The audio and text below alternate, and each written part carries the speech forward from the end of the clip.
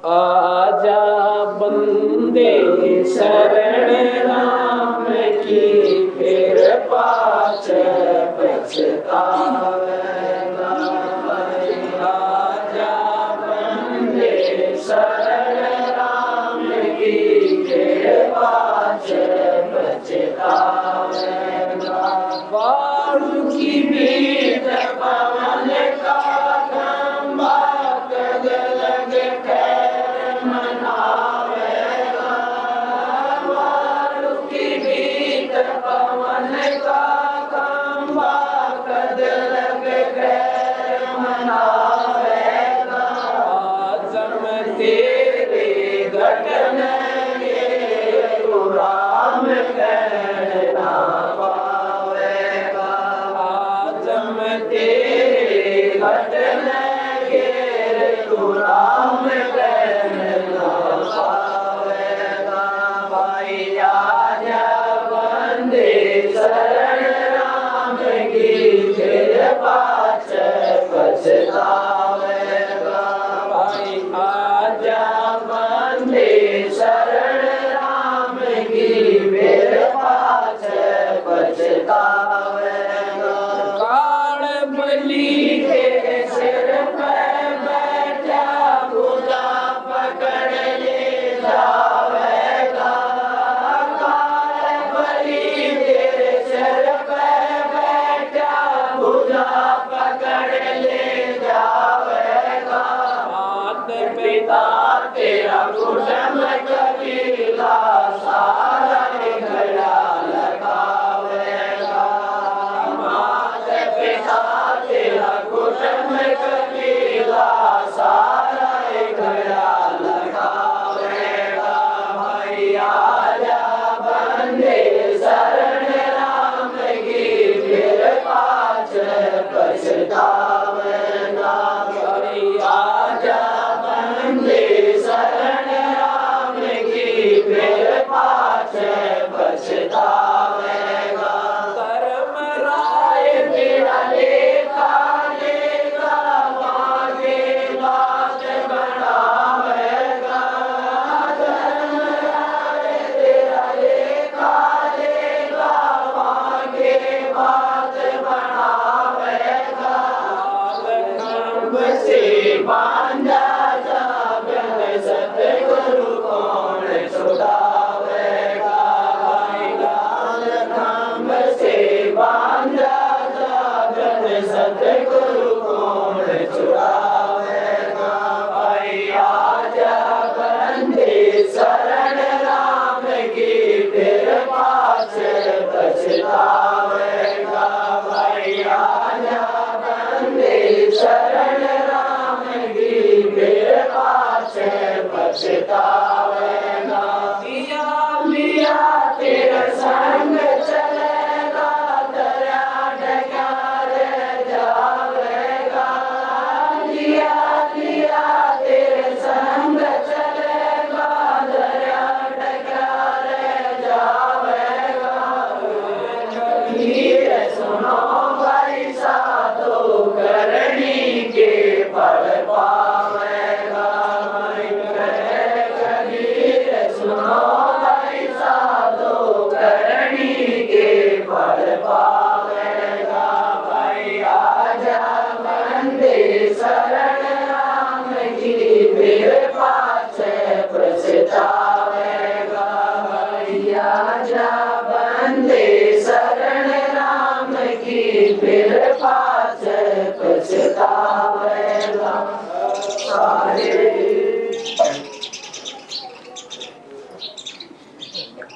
बीच पवन का खंभा, कब लग खैर मनाएगा।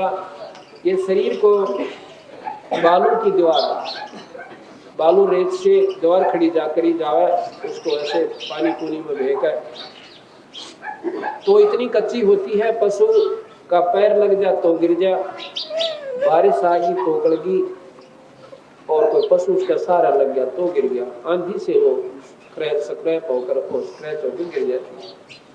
इसी प्रकार ये 5 तत्वों का शरीर बताया। अग्नि से ये जल जा, पानी में डूब कर ये मर जा, बीमारी से खत्म ये हो जा, एक्सीडेंट में सेकंड के बाद इसका पता नहीं कहाँ गया। इतने गंदे शरीर में और तो फिर भी परमात्मा को नहीं सोचता, जुल्म कर रहा है, क्या करें। कहते हैं आजा बंदे शरण राम की। अब यहाँ पर राम किसे कहते हैं? राम एक पावर है, एक शक्ति का नाम है। जैसे गॉड कहो, राम कहो, अल्लाह कहो, खुदा कहो। कोई राम व्यक्ति विशेष के लिए नहीं है। जैसे साहब कहते हैं, अब डिस्ट्रिक्ट में डीसी साहब कहें, फिर कमिश्नर साहब कहें, नीचे एसडीएम साहब कहें, तहसीलदार साहब कहें, किसी भी महकमे के जो उच्च अधिकारी से लेकर नीचे तक कलरकताएं भी साहब के अधिकारी कहलाते हैं। मुख्यमंत्री भी साहब ही कहलाता है, प्रधानमंत्री भी साहब ही कहलाता है, और राष्ट्रपति भी। अब राम तो समझ लो साहब है, ये जिसके साथ लगा दिया जाएगा वही साहब कहला, वही राम कहलाता है। ब्रह्मा विष्णु महेश भी राम है, ये तीन लोग के राम है। इनका कार्य क्षेत्र है, इनकी स्थिति है, ये इतना इतना काम कर सकते हैं, इससे आगे ये नहीं कर सकते। ये किए हुए कर्म का भोग दे सकते हैं, पुण्य का भोग स्वर्ग में, पाप का भोग नरक में। जैसा जिसने कर रखा वो भोगे सरेगा, कोई किसी का अदला बदला वो पूरा करना पड़ेगा। 21 ब्रह्मांड का राम जो है वो परमात्मा ब्रह्म कहलाता है, जिसको ज्योति निरंजन कहते हैं। और ब्रह्मांड फिर बिराना कितने असंख्य ब्रह्मांड बताए। असंख्य ब्रह्मांड का मालिक जो है पूर्ण ब्रह्म परमात्मा है। उस पूर्ण ब्रह्म के वो भी राम कहलाता है। निरंजन भी राम है, सतपुरुष भी राम है। महाराज भी कहते हैं राम कबीर का नाम तो भाई, जय तेरा पार चलने को जय दिल है जी। उस राम कबीर रूपी राम का तुम जाप करो। भगवान कबीर की महिमा श्याम वेद में गाई गई है। अब इन बातों में क्योंकि वो शास्त्र अवॉइड कर दिए गए, वो चैप्टर ही किसी ने आगे प्रचार ही नहीं किया कि कहीं कबीर साहब की महिमा का प्रचार ना हो जाए। गरीबदास जी ने लिखा कि हम बैरागी ब्रह्म पद और सन्यासी महादेव, और सो हम मंत्र दिया शिव जी को, वो करे हमारी सेव। भगवान शिव को हमने नाम दे रखा है, वो हमारा शिष्य है, हमारा सेवक है। पर इस बात ने कौन सुने? एकदम अंदर भूकंप आ जाता है। श्याम यजुर्वेद में 5वें अध्याय के 32वें श्लोक में साफ लिख रखा है कि कबीर नाम का परमात्मा है जिसने सारी सृष्टि को रचा और सबका करता, जिससे सारी सृष्टि चेतन है। 5वें अध्याय के 32वें श्लोक को किसी संस्कृत के जानने, उसको अलग लिख लीजिए और फिर किसी शास्त्र के जानने वाले से सुनवाइए। क्योंकि महर्षि दयानंद जी ने उस कबीर शब्द का कवि बना लिया कि कहीं कबीर साहब की महिमा ना गाई जाओ, पर कहां तक छुपा सकते हैं उसको?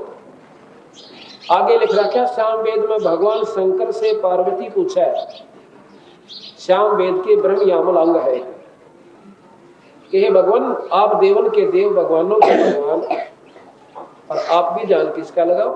कहने लगे मैं अपने कबीर नाम के भगवान का, इष्ट का, जो सर्वशक्तिमान उसका जान लगाता हूँ। हंसती है पहले तो कि हमने तो कहीं इसका जिक्र भी नहीं सुन रखा, कि यही कमी रही कि हमने इसका जिक्र नहीं सुन रखा। उसमें 108 श्लोक है जिसमें कैसे क्या बनता है। जैसे गरीबदास जी ने बताया कक्का केवल नाम है, बब्बा ब्रह्म शरीर, रर्रा चल में रम रहता का नाम कबीर। इसी प्रकार उस संस्कृत में लिखा कैसे ऐसे बनता है, वैसे ऐसे बनता है, वैसे ऐसे बनता है। ऐसे ऐसे कबीर साहब के नाम की व्याख्या 108 श्लोकों में आती है। तो इस प्रकार जब हमने भगवान की परिभाषा का पता चला तो उस पूर्ण ब्रह्म परमात्मा के राम की शरण में क्यों करावे कि उनके नुमाइंदे गुरु को की शरण में, और गुरु में और सतगुरु में यानी परमात्मा में कोई अंतर नहीं होता अगर वो गुरु पद का अधिकारी है तो। महाराज कहते हैं सतगुरु साहेब एक है, दूजा भ्रम विरोध। वो परमात्मा और गुरु में कोई अंतर नहीं। कबीर तुलसीदास जी कहते हैं मम संत मुझे जान मेरा ही स्वरूपम, मेरे संत को मेरा ही रूप समझो। और फिर कहते हैं गुरु मानुष कर जानते वह नरकइये अंध, महादुखी संसार में फिर आ गए यम के फंद। तो यह बताया कि उस परम पिता परमात्मा सतपुरुष की शरण में आ जाओ, नहीं तो ये काल तुम्हें खा जाएगा। ये बाड़ों की भीत पवन का खंबा कद लग खैर मनाओगे, इन देवी देवताओं पर जाकर तब तक इसको सुरक्षित रख सकते हैं। बड़ी बात मानिए, आपका थोड़ा बहुत सुविधा मिल भी गई तो 1,84 नहीं मिट सकती आपकी वहां से। कुत्ते कुतिया बड़न तो नहीं बच सकते, आप कितनी साधना कर लो, कितने चक्कर काटो गोवर्धन के, अब जाओ आप अमरनाथ की यात्रा पर। कल भी बताया था कि अमरनाथ की यात्रा पर वो प्राणी गए जो भगवान शिव के 1 नंबर के मतलब सेवक थे और सच्ची श्रद्धा वाले थे। अमरनाथ की यात्रा पर जब वो जा रहे थे तो सह परिवार खत्म हो गए, हजारों व्यक्ति मारे गए। तो भगवान गरीबदास जी कहते हैं ये साधना भगवान शिव को पाने की नहीं है जो तुम गलत कर रहे हो। और अगर वो परमात्मा भगवान शंकर इन बातों पर प्रसन्न होते कि ये काम ठीक है, तुम आओ अमरनाथ के ऊपर, एक को भी नहीं मरने दे सकते थे, वहीं से बुद्धि फेर देते। लेकिन वो उनको अपना अधिकार नहीं मानते, जो उनकी सच्ची भाव से भावना और श्रद्धा से जो नियमित भक्ति नहीं कर रहे। मूर्ख लोगों के बकाए हुए अपने चल पड़ते मनमुखी भेड़ की तरह लाइन पड़ गई, हम जाएंगे वहां पर जगन्नाथ अमरनाथ पे, चलोगे? हम भी चलेंगे, हम भी चल, फलाना जा रहा हम भी चलेंगे, पर नो नहीं पता वहां लाभ है या हानि। पीछे भी बताया था हरियाणा के अंदर सावन के महीने में एक इतनी कसूती बीमारी गिर रखी है, गलत रिवाज के कावड़ लेने जाते हैं गंगा जी पे हरिद्वार से, और विशेष श्रद्धालु जो भगत होते हैं वो नीलकंठ पर जाते हैं भगवान शिव के। नीलकंठ के मंदिर के पास 1991 में अगस्त के महीने में कम से कम भी वहां पर काफी व्यक्ति सोए हुए थे, यानी 2000 के आसपास वहां पर आदमी, बंदे, बच्चे परिवार समेत लेटे हुए थे। कोई समझ गा रहा था, कोई भगवान शिव की स्तुति कर रहा था। कहते हैं वो नीलकंठ का मंदिर गिर गया, कुछ पहाड़ का टुकड़ा कट गया पानी से जिसके ऊपर वो आधारित था और वो नीचे गिर गया। उसके ग्रंथ वहीं पर पड़े पड़े कहते हैं कम से कम 1700-1800 आदमी वहां मर गए, समाप्त हो गए। वो भगवान शिव के उपास, बाकी भाग लिए डरते, नीचे आए गंगा के पुल का ऊपर का उतरने लगे, जोर जोर से कह रहे थे क्यों अब्दुल मच की, भाई क्या हो गया कि पहाड़ टूट गया।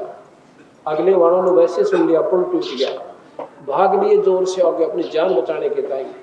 उसने भी सुन लिया क्या हो गया कि पुल टूट गया, वो पुल से उधर वाले इधर भाग रहे कि तुम नजदीक आ रहे इधर निकल जाओ, आपस में जाम हो गए। एक दूसरे को जो नीचे गिर गए थे कम से कम 700-800 बंदा तो नीचे कुचल कर मार दिया, उठ नहीं सके।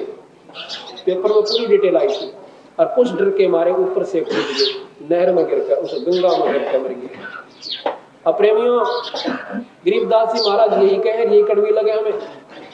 वो कहते हैं ये भगवान शिव की पूजा नहीं है, इससे परमात्मा शिवराजी नहीं होता। अगले वर्ष और ज्यादा गए, उल्टे नहीं हटे। और सत्संग में आती दफा एक कांटा लग जाओ पैर में, लोगों ने देखा था सत्संग में गया, आज तो चोट लगी तेरे। सच्चाई की तरफ नहीं चल सकते, दारू पीने वाले की लाइन लग जाएगी ठेके का, और दूध घर देकर जाते उसको भी नौकेंगे पानी का दिखा। आज तो कई भाई लोग तुम्हारे गुरुजी तो घर घर आकर संदेश देते हैं, गुरु तो वो होते हैं जो वहां बैठ जाते हैं। चलो भाई, जैसे जिनकी मर्जी, जैसे कोई किसी भी संज्ञा में लो, लेकिन सच्चाई बेशक कड़वी हो पर स्थान बनाएगी। और आज बुद्धिजीवी लोग हैं, कोई अनपढ़ नहीं है कि जिनको वैसे बता दिया जाए, वैसे तुक्के ला दिए जाए, सब इस चीज को महसूस करते हैं और शास्त्र भी पढ़ सकते हैं। पहले तो कोई पढ़ ही नहीं सकता था, जो कह दिया सो फाइनल। तो यही सच्चाई आज गरीबदास महाराज ने अपने ग्रंथ के अंदर, ग्रंथ साहिब में कति छान छान के रख दिया। तो इसका असर होगा तो कहा कि आजा बंदे शरण राम की, फिर पीछे पछतावेगा, ये बालों के भीत पौन का खंबा कद रखा।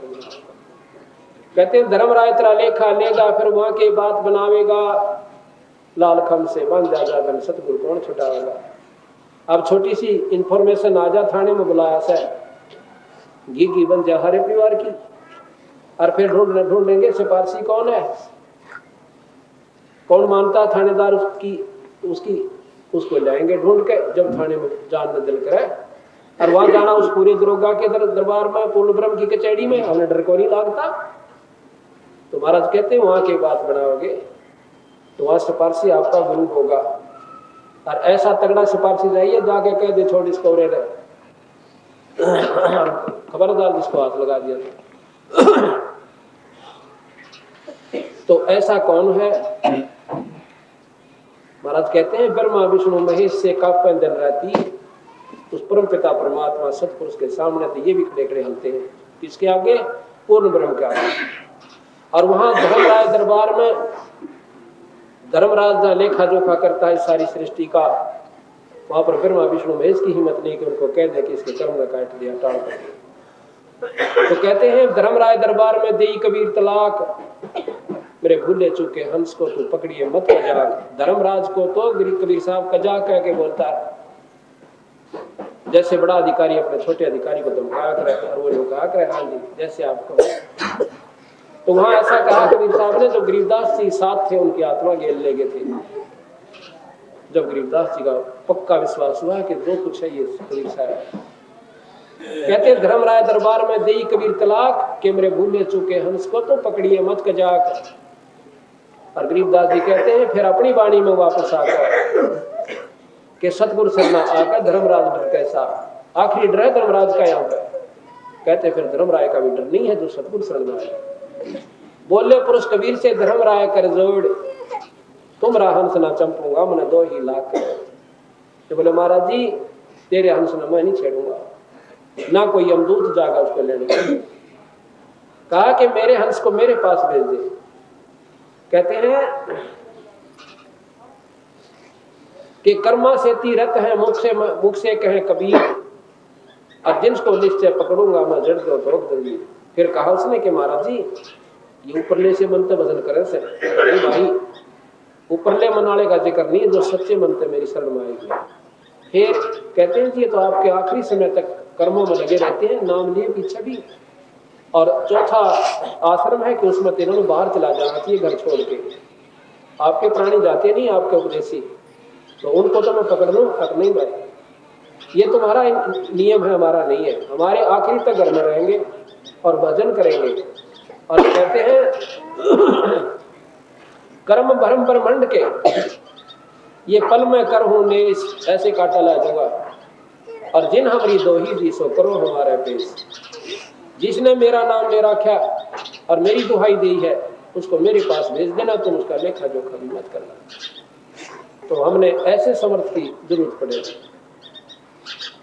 तो कहते हैं लाल से बांधा जा बिन सतगुरु कौन छुटावेगा। और फिर कहते हैं दिया लिया तेरे संग चलेगा, धीरा डुकार हो जाओ। दिया दान और लिया तुमने जो 7 दिन भगवान के नाम की लूट ली। कबीर साहब कहते हैं लूट सको तो लूट लो ये राम नाम की लूट, और फिर पीछे पछताओगे वही प्राण जाएंगे।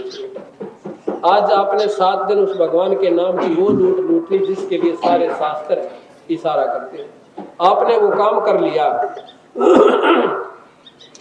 बाकी वाचक कथा करते हैं और हम सुन लेते हैं।